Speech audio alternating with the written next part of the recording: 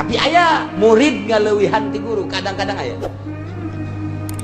Hasan Basri boga murid ngaranna Al Habib. Habib Ajab. Dididik ku nyana cumplang-campling sarua kabeh ge jadi wali mah kos kitu. Beres kawaliana geus kanyahoan, wali muka pondok pesantren biasa. Geus di mana-mana jadi kiai, dakwahna lurus. Geus aya dina makom wali mah geus teu hayang kauntungan dunia, hiji bae ngalempeng-lempeng ngajak manusia. Eta teh tadi teh tah naon kitu ngaranna ngangon wali teh. Didatangan ku Ki Hasan Basri, guru. Assalamualaikum. Waalaikumsalam. Alhamdulillah. Cak muridna kadatangan ku mama bunga gunung sekitar ieu Baghdad di Baghdad. Hasan Basri ti Baghdad, Basrah. Gunung sekitar ieu laluhur tapi hati kuring leuwih bunga leuwih luhur kadatangan ku mama. Alhamdulillah. Didele ku mata zahir, didele ku mata batin ku Ki Hasan Basri berapih. Geus bener-bener lillah segala rupa magahan ngajina lillah, berjamaahna lillah, kadatangan tamuna terus balillah diperhatikeun ku Ki Hasan Basri. Bagus. Geus datang ka pangkat kawalian anu optimal sempurna. Datanglah ka waktu dahar sore. Dahar roti ayah segala ayah macam-macam ayah. Pas dek dahar ayah tukang menta-menta. Assalamualaikum. Waalaikumsalam. Didele wah Habib murid. Hampura guru. Guna. Kek. Dicokotan tah naon-naon nu ayah. Roti nu ayah didinya 3 geledek dibikeun ka tukang menta-menta. Aya lauk, daging ayam segala rupa dibikeun, aya sanguh dibikeun. Sedengkeun Ki Hasan Basri teh duaan deui mawa batur, jadi 3 didinya. Pas rotina 3 dibikeun kabeh. Cara rizing di hareupeun meja kosong. Cak babaturan teh. Cenah wali yang muridna. Ya gitu. Munnya ge wali atuh beureunan kudu ngahormat ka urang. Bener gak ya baraman atuh dibikin kabeh. Oh, ieu mah maneleh sangki. Ieu mah tinggal ngelapan bae. Jadi Ki Hasan Basri nama cicing bae. Cek babaturan nu saurang cek saurang deui. Kiai. Ieu tadi urang geus gahayal dahar. Tiisup geus dahar. Pas dek dahar kudu dibikeun kabeh. Tah ieu teh wajar henteu mun disebut walinya. Pancena cak kiai tadi di imahyu urang zarah ka murid kula nu geus jadi wali. Kula mah atuh percaya bae mun nya ge nyana wali minimal dipotong-potongkeun. Urang sapotongnya sapotong, ieu mah beak kabeh. Ya wali kos kieu cak kieu. Itu dihormat urang nu geus puguh dihormatna jadi henteu dihormat. Ki Hasan Basri kieu aing ge can kaarti. Ki Hasan Basri teh wali gede. Aing ge can kaarti cek kieu. Tapi ku aing dileuleung nyana teh wali. Geus pokona teu misleuk bae teh murid aing teh geus diangkat jadi wali cek. Tapi emang ge ieu kos kieu mah nyaho cek. Cuma teh kaarti. Keur gumreng wae. Ai eta mah fakir miskin teh eta di luar assalamualaikum aya 3 dibere kabeh atuh seserian. Wah hehe bose tuh cak baturna. An nu disuguhan urang nu daharnya na. Padi kos kieu ngaranna waduh teu beres cek teh. Nu dua mah ngomong tapi Ki Hasan Basri mah ngan saukur kita ngingin ka harti. Tetep ngingin ka harti. Jol beta Ki Habib teh datang di hari. Emang teu dalahar. Cak-cak kedahar naon. Kayu di dahar. Ngenteu ngaromong. Di hatena masing-masing, Ye. Ke sakedeung deui urang dahar nikmat luar biasa. Kakarake ngomong kos kitu tarajo. Assalamualaikum. Waalaikumsalam. Cek Habib teh. Waduh ya alhamdulillah kula kamari ieu boga panyakit teh cager cek manehna tak ieu kula mah terima kasih jasa ye mawa roti mawa sangu jeung duit-duit cek Hajan Basori tuh eta bener iya dibuka ku Ki Habib dadak sedangkan nu tadi teh keur diberean teh aya keneh nyesa roti hiji deui dibikeun tadina opat nu tilu dibikeun nu hiji henteu sebabnya na pantiluan pribumi saurang nu dibikeun nu tilu nu pribumi mah henteu hiji pancak anu saurang teh eta ngan hiji doang mun kurang di dahar ku tiluan kurang jadi geus lah urang daripada urang kurang dahar mending teu dahar kabehan kan gitu begitu datang teh tabu diumbrakeun di meja cek nusa urang deh tadi mah bikin kabeh eta rotinya jadi loba jasa pan moal kadahar eta tuh cek Ki Hasan Basori kaluhuran murid aing berarti nyana geus nyaho ieu nu mantak dibikeun kabeh bakal aya gantina leuwih bagus tah eta teh murid leuwih luhur tibatan guru nama jadi walina setahap dengan seukur sakieu muridna mah geus pohara geus nyaho nyana nu mantak dibikeun kabeh teh lain moal digantian di jalan bener geus kaambeul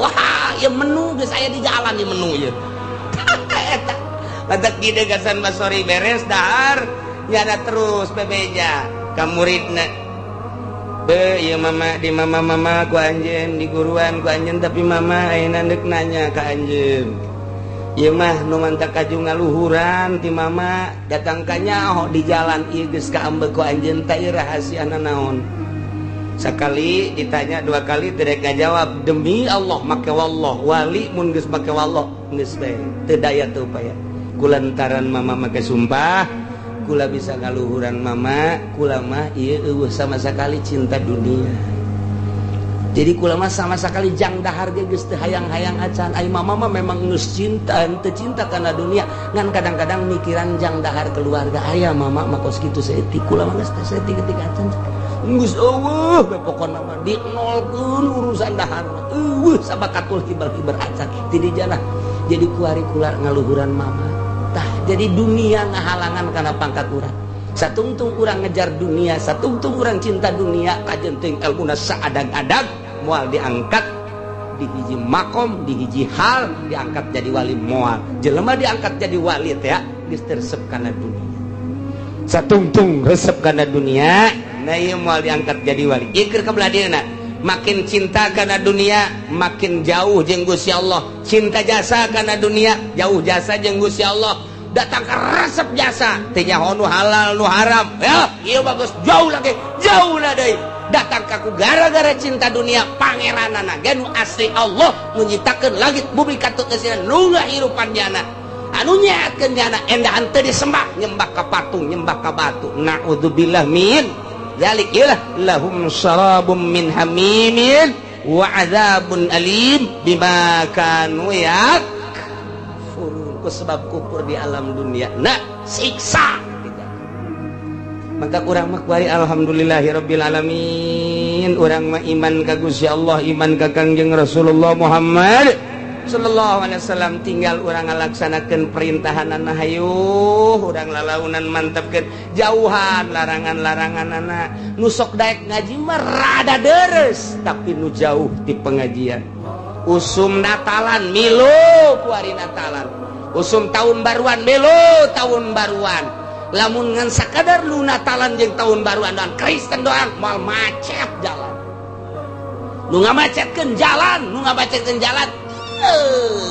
anak-anak Ki Haji termasuk Ki Haji teh ada ge milu tahun baruan milu kitu natalan Masya Allah padahal mun urang nyaritakeun natalan eta teh ngan sakadar itu penyelewengan tamang deuk ngagejeburkeun urang eueuh ti ditu natal di mana tah ayana ti zaman Paus tah mah eueuh perintah ti Kangjeng Nabi Isa teu aya natalan teh mengenang kelahiran Isa teu dititah jeung teu aya tabati ditunana Natalan kudu dikitu-kitu andai kata endeuh mengenang kelahiran Isa Al-Masih teu kudu make rumbe-rumbe teu kudu jeung Natalanana teh moal jauh ti Islam pasti ngagungkeun ka Kangjeng Nabi Isa pasti tahlilan pasti maca-maca Taurat atau Injil nu asli kan geus eueuh Injil nu asli nu kuari mah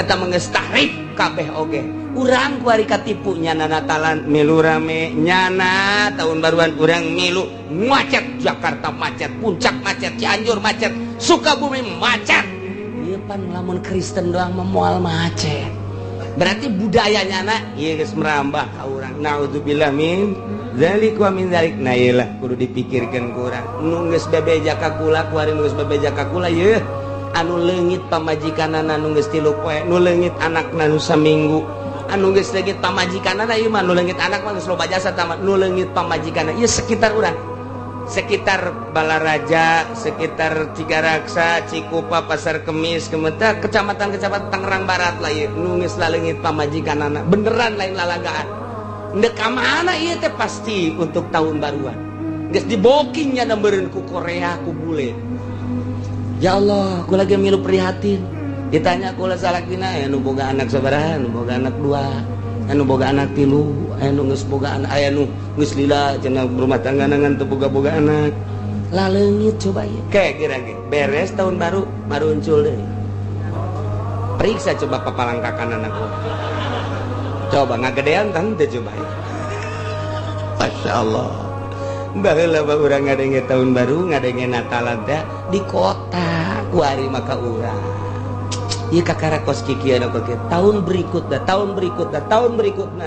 sesuai jeung Kangjeng Nabi mamin zamani illa banu sarrun beki goreng beki cilaka urang mah kuari geus karolot masih kene bisa menikmati ayat-ayat wallahu alam kahareupna zaman anak jeung incu urang Masya Allah geus hararese lain lalagaan ieu mah zaman urang baheula keur leutik TV ngan saukur make aki eueuh aki geus hese teu bisa nonton TV kabelah dieuna geus make eta naon gara colokan kuari mah TV di bawah geus make 3G geus make BlackBerry kuari geus aya sistem anyar deui wah geus sagala rupa canggih kuari mah geus kadugalan kagorengan di bawah terus setiap saat ke kamar mandi di jalan di mobil dan lain sebagainya mopo ka Gusti Allah ieu keur carita zaman urang aya keneh urang isu pageto anak jeung incu urang mun eueuh kiai nu teger engkeng di kumaha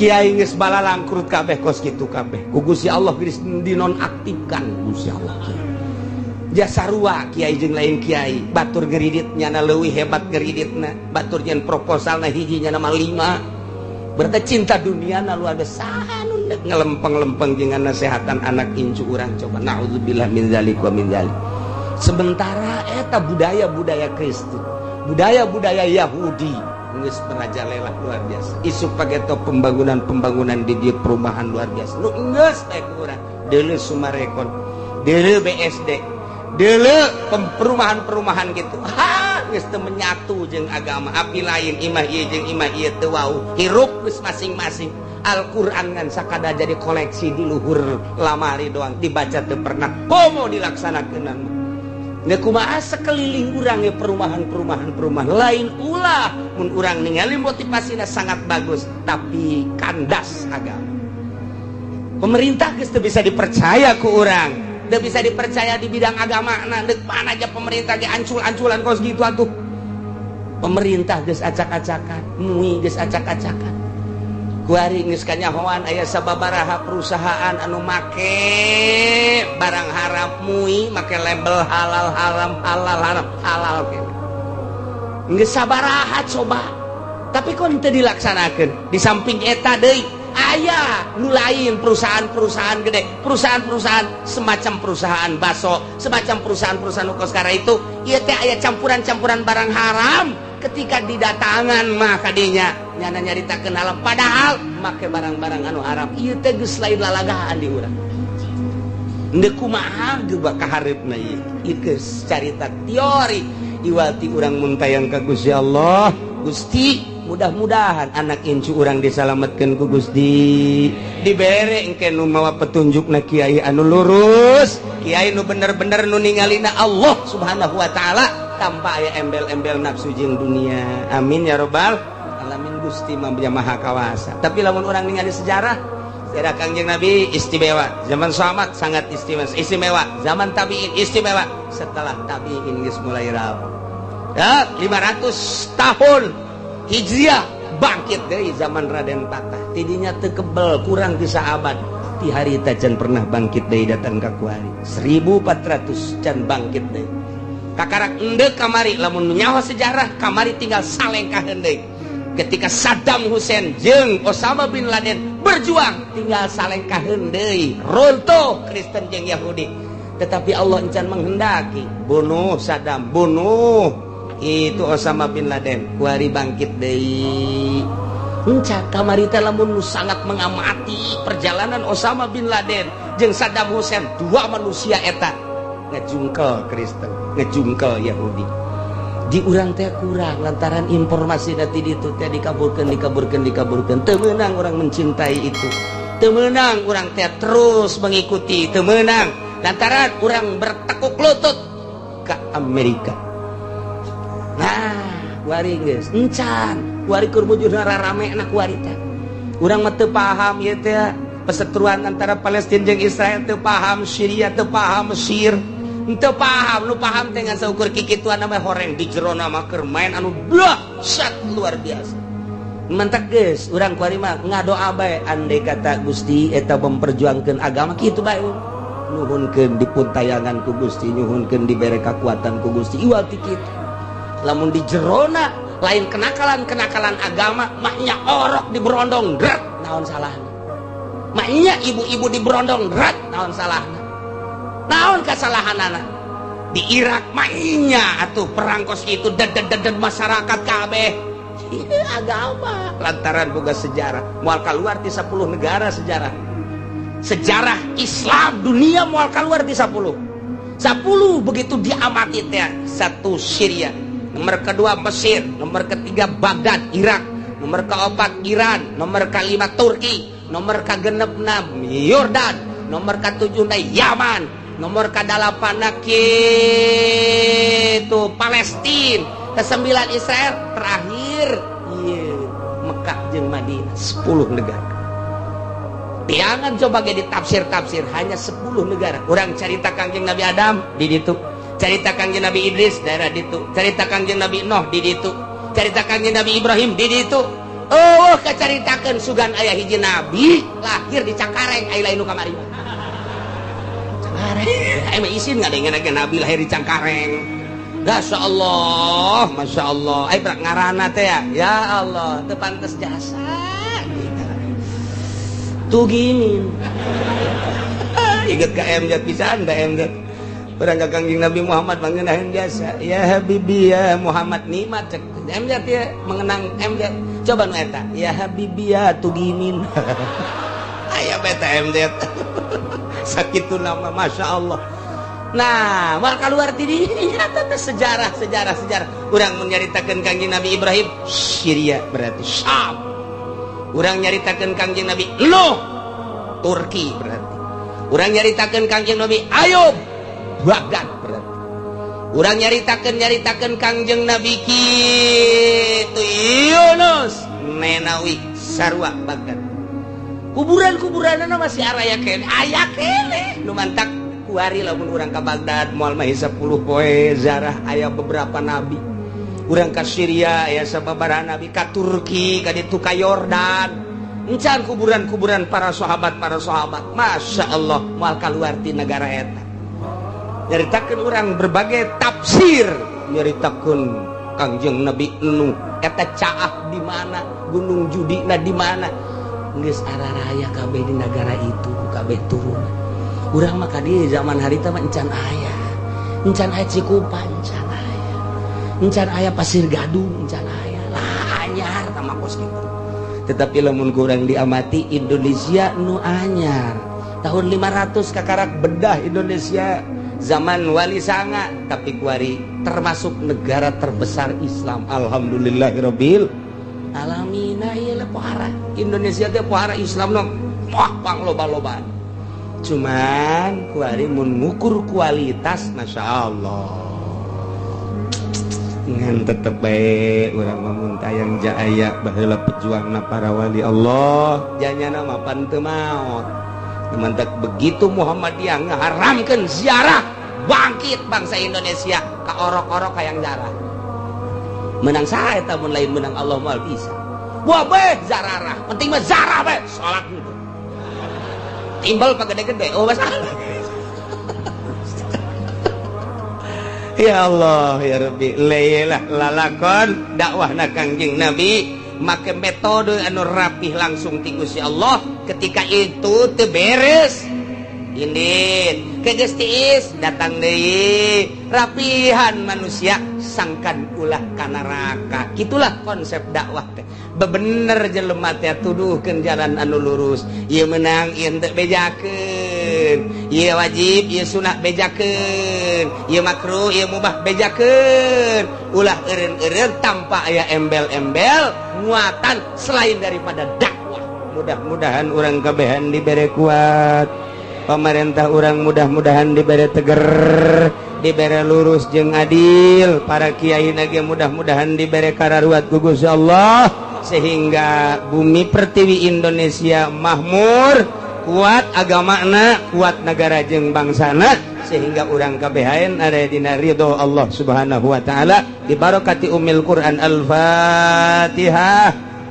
Bismillahirrahmanirrahim. Alhamdulillahirabbil alamin arrahmanir rahim maliki yaumiddin iyyaka na'budu wa iyyaka nasta'in ihdinas siratal mustaqim siratal ladzina an'amta 'alaihim ghairil maghdubi 'alaihim waladdallin. Allahumma shalli wa sallim ala sayyidina Muhammadin fil awwalin wal akhirin wa barik wa sallim wa radiyallahu ta'ala an sadatina ashabi sayyidina Rasulillah ajma'in. Min ya Allah ya rabbal alamin. Allahumma ihdinas siratal mustaqim. Allahumma ihdinas siratal mustaqim. Allahumma ihdinas siratal mustaqim siratal ladzina an'amta 'alaihim minan nabiyyin wasiddiqin wasyuhada'i wassalihin wa hasuna ulaika rafiqa dzalikal fadlu minallahi wa kafa billahi alima wa shalli wa sallim ala jamil anbiya'i wal mursalin alhamdulillah.